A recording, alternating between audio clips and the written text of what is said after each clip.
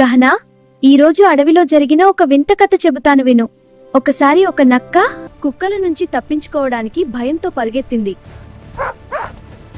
పరుగెత్తుతూ వెళ్లి పొరపాటున ఒక పెద్ద నీలిరంగు తొట్టిలో పడిపోయింది. అడవిలో జంతువులు ఆ వింత రంగును చూసి భయపడ్డాయి. అదే అదనుగా, నన్ను దేవుడే పంపాడు, నేనే మీ రాజుని అని నక్క అబద్ధం చెప్పింది. కాని ఒకరోజు రాత్రి దూరంగా వేరే నక్కల అరుపులు వినిపించాయి.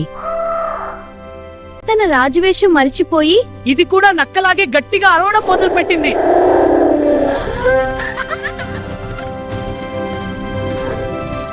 అంతే, జంతువులన్నీ దాని మోసాన్ని పసిగట్టి అడవి నుంచి తరిమేశాయి. అమ్మో, ఎంత రంగు పూసుకున్నా నక్క నక్కే కదా. అవును, నటించకూడదు. వీడియో నచ్చితే సబ్స్క్రైబ్ చేయండి.